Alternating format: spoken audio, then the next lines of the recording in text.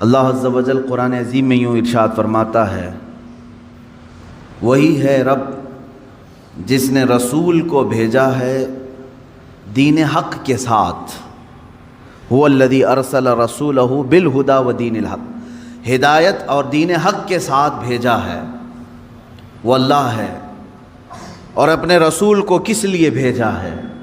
لِیُظْہِرَهُ عَلَى الدِّینِ كُلِّهِ، رب تعالیٰ فرماتا ہے تاکہ یہ رسول کا لایا ہوا دین دنیا میں سب سے زیادہ غالب آ جائے، ہر دین پر یہ غالب آ جائے، وَلَوْ كَرِهَ الْمُشْرِكُونَ، اگرچہ مشرک اس کو ناپسند کریں۔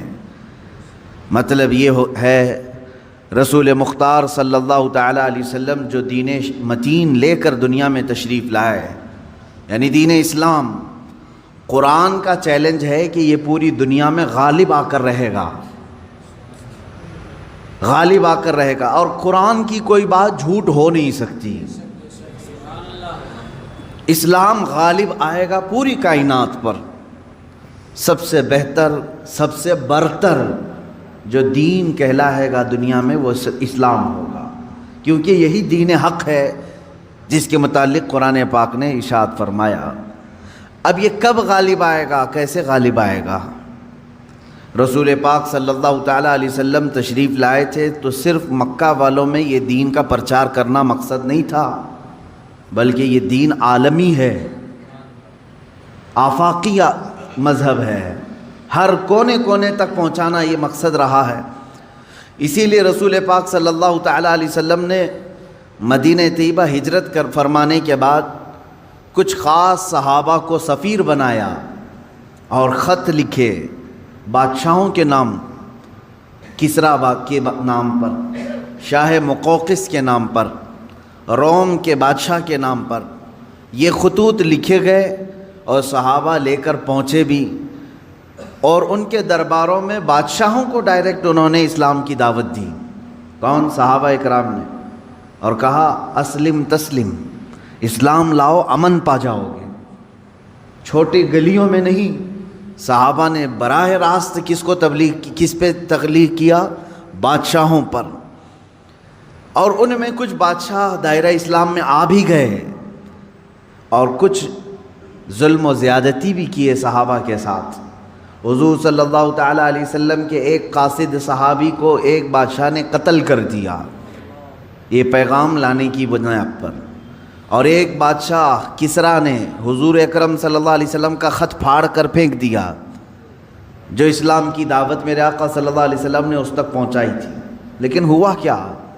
جب واپس خبر آئی مدینہ طیبہ، رسول اکرم صلی اللہ علیہ وسلم کو جب یہ خبر دی گئی تو میرے آقا نے فرمایا دیکھنا عنقریب جس طرح اس نے میرے خط کو پھاڑا اللہ اس کی سلطنت کو ٹکڑے کر دے گا۔ چند سال نہیں گزرے تھے، کسریٰ کے محل میں بغاوت شروع ہو گئی۔ کس نے بغاوت کی؟ خود اس کے گھر والوں نے، اس کے بیٹوں نے، یہاں تک کہ بادشاہ کو قتل کر دیا گیا۔ بادشاہ کو قتل کر دیا اس کے اپنوں نے، اور اس کی سلطنت جو کسریٰ سپر پاور تھا اس وقت کا امریکہ تھا، اس کے اتنے ٹکڑے ہو گئے کہ 14 صدیاں گزر گئی، آج تک دوبارہ کوئی کسریٰ آیا نہیں۔ وہ سپر پاور کبھی دوبارہ دنیا میں آ نہیں سکا۔ عزیزان گرامی وقار، رسول پاک صلی اللہ تعالیٰ علیہ وسلم نے پورے دنیا میں اسلام کی تبلیغ کے لیے صحابہ کو بھیجا، حتیٰ کہ ہم ہندوستان میں ہیں، یہاں سے لے کر عرب شریف جو ہے مکہ یا مدینہ طیبہ 4000 کلومیٹر سے لمبا فاصلہ ہے۔ آج تو پلین اڑ کر کے گھنٹوں میں ادھر سے ادھر ہو جائے گی۔ اس وقت میرے آقا صلی اللہ تعالیٰ علیہ وسلم کی حیات طیبہ میں ہی سن 8 ہجری میں ہی چند صحابہ کی جماعت ہندوستان بھی آئی اور اسلام کی دعوت یہاں پر انہوں نے پیش کیا۔ یہ کیرلا کی سرزمین سے اسلام کی دعوت شروع ہوئی اور دیکھتے ہی دیکھتے پورے ہند میں بھی پھیلی۔ چند سالوں کے بعد محمد بن قاسم آئے، ان کے ذریعے سے اسلام کی دعوت اور پھیلی۔ ان کے بعد اور تابعین آئے، پھر سرکار غریب نواز تشریف لائے اور ان کے ذریعے سے اسلام کی تبلیغ میں کافی اشاعت ہوئی۔ میں یہ کہنا چاہتا ہوں کہ اللہ تبارک و تعالیٰ نے جو فرمایا لِيُظْهِرَهُ عَلَى الدِّينِ كُلِّهِ، یہ رسول کو جو دین دے کر بھیجا ہے اللہ اسی لیے بھیجا ہے کہ پوری دنیا کے دینوں پر یہ غالب آ جائے، سارے مذہب پر، سارے مذاہب پر اسلام غالب آئے گا، اگرچہ کافر اور مشرک اس کو ناپسند کریں گے۔ میرے عزیزو، وہ وقت اب تک نہیں آیا جو قرآن نے وعدہ کیا ہے کہ یہ دین غالب آ کر رہے گا، اب تک نہیں آیا۔ غالب کا مطلب یہ ہوگا کہ پوری دنیا میں صرف یہی چلے گا اور کچھ نہیں چلے گا۔ غالب کا معنی یہ میں یہاں مراد لے رہا ہوں۔ اس طرح سے 1400 سال میں کبھی نہیں ہو سکا۔ سیدنا ابو بکر صدیق رضی اللہ تعالیٰ عنہ کے زمانے میں خلافت کی وسعت ہوئی، یمن تک پہنچ گیا۔ حضرت عمر فاروق رضی اللہ تعالیٰ عنہ کے زمانے میں اور وسعت ہوئی، شام، ایران، عراق، مصر، یہ سب دائرہ اسلام میں آئے۔ حضرت عثمان غنی رضی اللہ تعالیٰ عنہ کے زمانے میں اسلام کی سرحدیں اور پھیلیں، یہاں تک کہ آذربائیجان تک پہنچ گئے۔ مولا علی کرم اللہ وجہہ الکریم کے زمانے میں اور وسعتیں ہوئی، ہند تک اسلام پھیل چکا تھا۔ اب اسی طرح بعد کے جو ملوک آئے، یعنی اموی جو خلافت تھی، اس میں جتنے بادشاہ آئے انہوں نے بھی اسلام کی وسعتوں کو پھیلایا، لیکن پورے کے پوری دنیا پر اسلام کو غالب کرنے کے لیے کوئی بادشاہ نہیں آیا۔ تقریباً عباسی خلافت جو ہے 550 کے سال کے قریب چلی، ان کے بعد خلافت عثمانیہ جو ترکی کی ہے، ان کی بھی حکومت تقریباً 600 کے آس پاس چلی، 650 سال تک۔ اب اندازہ کریں ترکی کی خلافت عثمانیہ کی بھی سرحدیں تقریباً 3 انٹرکانٹیننٹل تک پہنچتی تھی، بر اعظم۔ افریقہ بھی اس میں شامل تھا، ایشیا کے بہت سارے ممالک شامل تھے، یورپ کے بھی کئی ممالک اس میں شامل تھے ترکی کی خلافت عثمانیہ کے انڈر میں۔ پھر بھی غالب جس کو کہتے ہیں وہ نہیں تھا، بہت سارے ممالک اسلام میں نہیں تھے۔ تو اب یہ 14 صدیوں کی تاریخ میں نے آپ کو اجمالاً بتا دی، خلافت راشدہ سے لے کر خلافت عثمانیہ تک، خلافت راشدہ سے لے کر خلافت عثمانیہ تک، یعنی تقریباً 632 عیسوی سے لے کر 1921 تک پورا کا پورا جو یہ یعنی مسافت ہے، اس میں سب بادشاہان اسلام، خلفائے اسلام آئے، لیکن دین غالب جس کو کہا گیا ہے قرآن میں وہ نہیں تھا۔ ہاں چند ملکوں میں ہے، آج بھی 57 کنٹریز میں اسلام ہے تقریباً۔ اسلام تو پوری دنیا میں ہے، لیکن 57 کنٹریز ایسی ہیں جو اپنے آپ کو اسلامی ملک کہتی ہیں، جہاں کے بادشاہ، جہاں کا نظام اکثر بیشتر اسلام سے ملتا جلتا ہے۔ اسلامی کنٹریز کے نام پر 57 ملک آج بھی ہیں، لیکن پھر بھی جو اللہ نے فرمایا پوری دنیا میں غالب آئے گا وہ نہیں ہوا۔ اب ہم رب تعالیٰ سے پوچھتے ہیں مولا وہ کب آئے گا جب پوری دنیا پر صرف دین اسلام غالب ہوگا اور رسول کا یہ دین غالب آ کر رہے گا، یہ بات طے ہے۔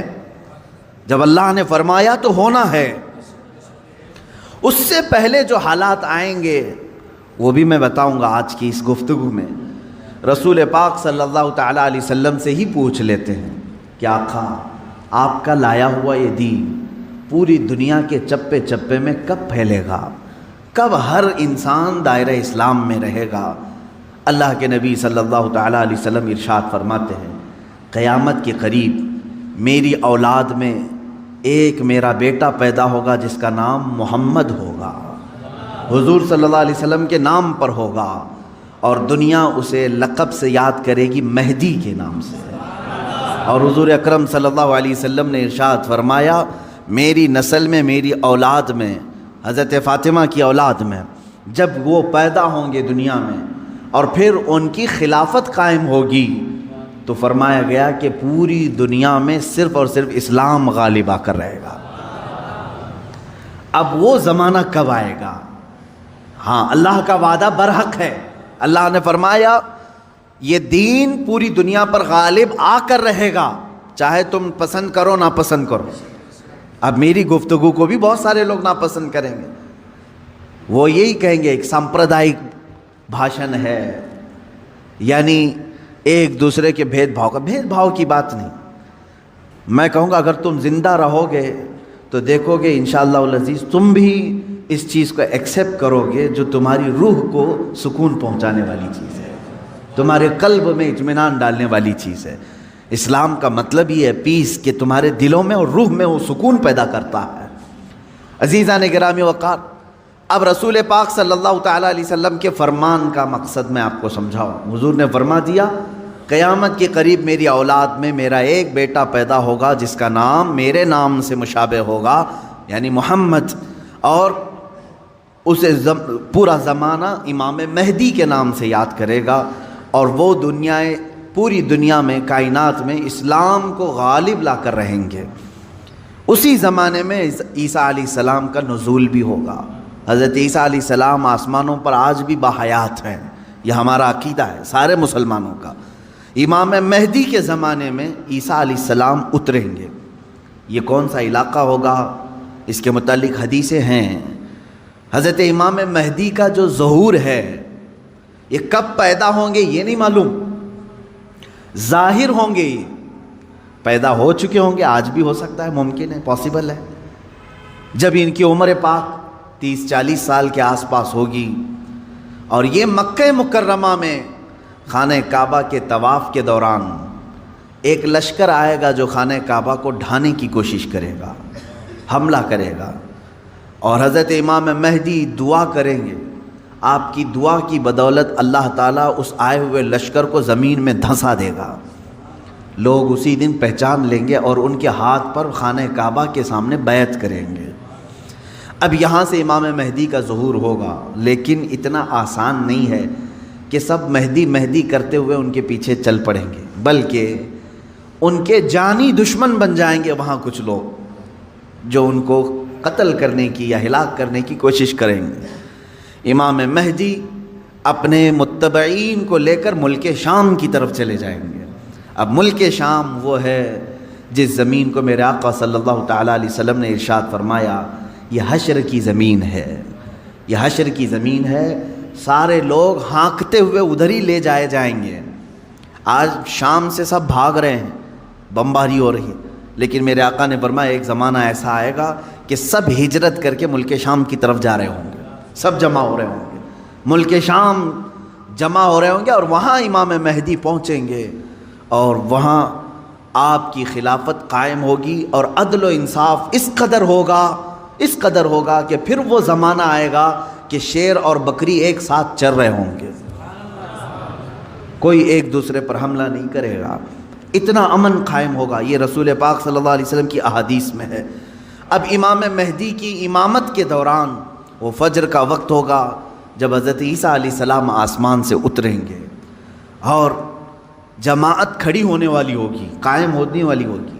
حضرت عیسیٰ علیہ السلام ایسے اتریں گے جیسے ان کے جسم پر نہائے ہوئے قطرے ٹپک رہے ہوں. آپ کو حضرت امام مہدی پہچانیں گے اور آپ کو لا کر کے مصلی کی طرف بڑھائیں گے. نبی اللہ ہیں، روح اللہ ہیں، عیسیٰ ابن مریم سلام اللہ علیہ، قرآن پاک میں جن کے تذکرے ہیں، وہ اللہ تبارک و تعالیٰ کی نشانیوں میں سے ایک نشانی ہے، وہ عیسیٰ آئیں گے. اب وہ نبی جب امام مہدی ان کو آگے بڑھائیں گے، حضرت عیسیٰ علیہ السلام امامت کے لیے آگے نہیں بڑھیں گے، اور کیا فرمائیں گے؟ ارشاد فرمائیں گے کہ یہ مصلی امامت امت محمدیہ کا حق ہے، آپ امت مصطفیٰ ہیں، آپ امامت کریں، ہم مقتدی بنتے ہیں. اللہ اکبر. رسول پاک صلی اللہ علیہ وسلم کے مقتدی بنے سارے انبیاء، یہ تو معلوم ہے، لیکن رسول کی ایک امتی کے مقتدی بھی عیسیٰ علیہ السلام بن رہے ہیں. میرے عزیزو، یہاں نبوت کا درجہ گھٹانا مقصد نہیں ہے، بلکہ یہاں امت مصطفیٰ کی فضیلت بتانا ہے. امام مہدی کی امامت ہوگی، اس کے بعد پھر جو دنیا میں حالات ہوں گے وہ کیا ہوں گے؟ دجال آ چکا ہوگا اور دجال اپنے فتنے پھیلا رہا ہوگا، اور اب دجال کو کون مارے گا، کون ختم کرے گا؟ سارے لوگ پریشان ہو چکے ہوں گے، قتل عام کر رہا ہوگا لوگوں کو، ایمان والوں کا. جو اسے خدا کہے اسے چھوڑ دے، اور جو اسے خدا نہ مانے اسے دونوں پیر پکڑ کر چیر دے. یا گرم کھولتے ہوئے تیل میں ڈال دے، ظلم و ستم کی حد کر دے گا۔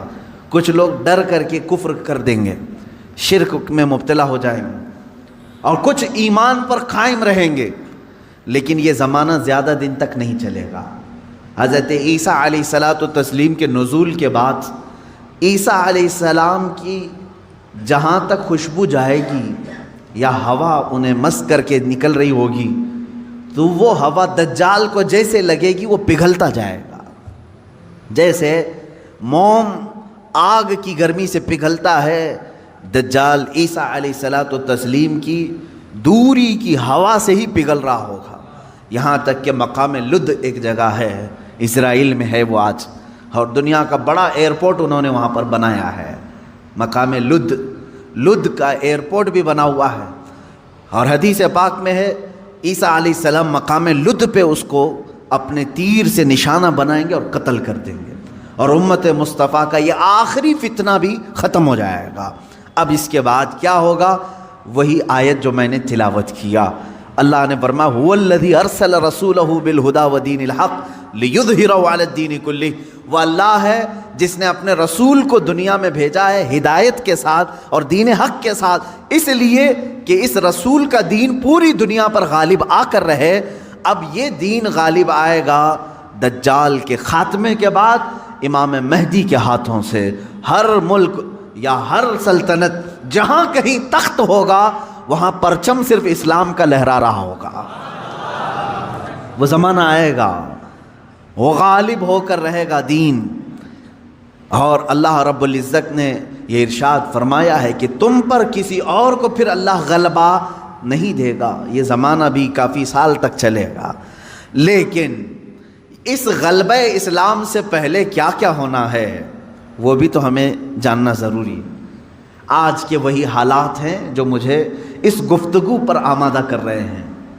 میں نے بات تو کہہ دی آپ کو، حدیث کی روشنی میں بتا دیا کہ اسلام غالب آئے گا پوری کائنات پر دجال کے خاتمے کے بعد اور امام مہدی کے ہاتھوں سے۔ اب یہ دو بڑی نشانیاں حضور نے فرمائی، ایک تو حضور کی آل میں سادات میں امام مہدی پیدا ہوں گے، دوسرے کہ دجال آئے گا۔ یہ دونوں کا زمانہ ایک ہے۔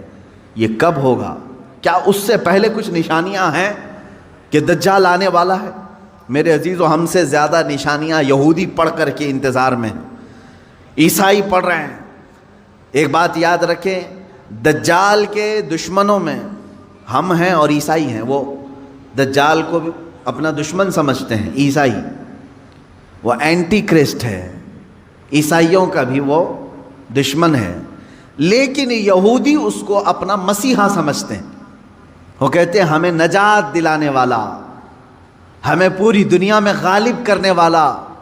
جیسے آج ہم حدیث پاک پڑھ کر کے کہہ رہے ہیں امام مہدی آئیں گے اور پوری دنیا میں اسلام غالب ہوگا، یہودی یہ کہتے ہیں لوسیفر آئے گا یا دجال آئے گا، جس کو وہ مسیحا کہہ رہے ہیں، اور وہ ان کو نجات دلائے گا سارے ظلموں سے اور پوری دنیا میں ان کی حکومت قائم کرنے میں ان کی مدد کرے گا۔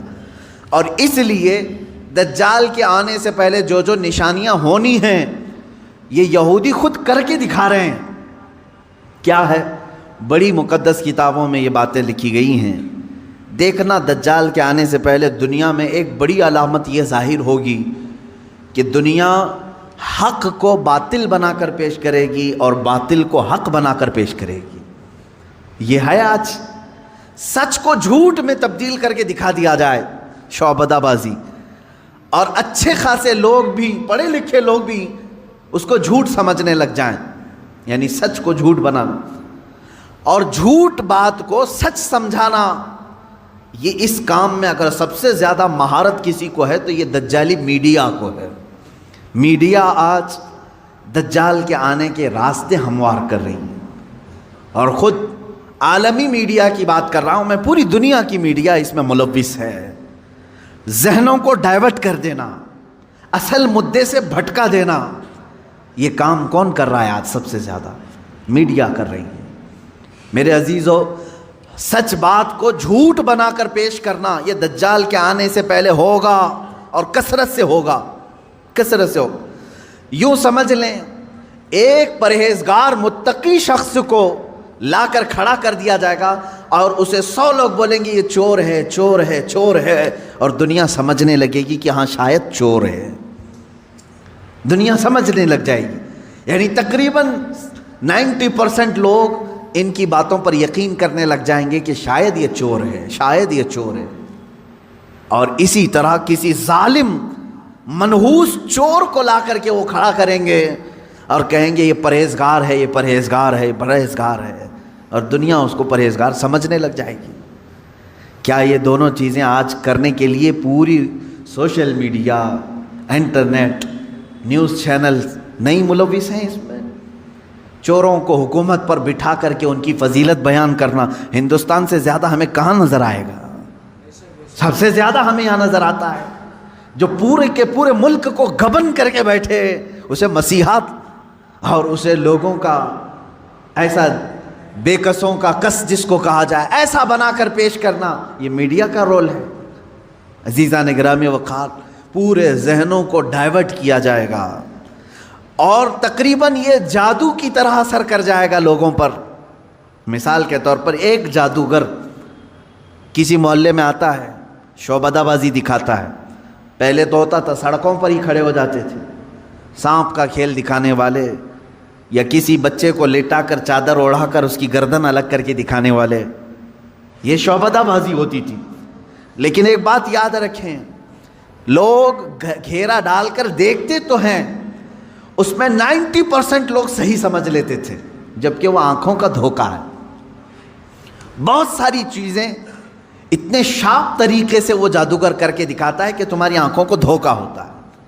لیکن میرے عزیزوں، اسی مجمع میں 5 یا 10% ایسے لوگ بھی ہوتے ہیں جو اس کے ان کاموں پر یقین نہیں کرتے۔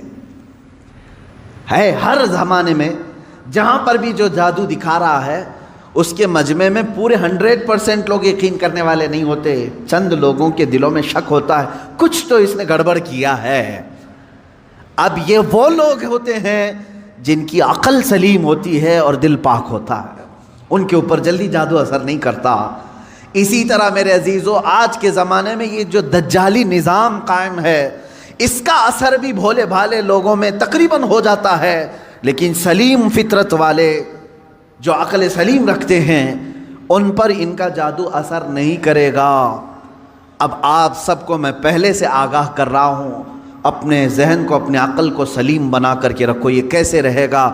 اللہ کی باتوں پر یقین رکھو اور اس کے علاوہ جو بھی کہے گا، اللہ اس کے رسول کے علاوہ جو بھی کہے گا وہ سچ بھی ہو سکتا ہے، جھوٹ بھی ہو سکتا ہے، مگر میرے مولا کے قول میں جھوٹ کی طرف شائبہ بھی نہیں، سچ ہی ہوگا۔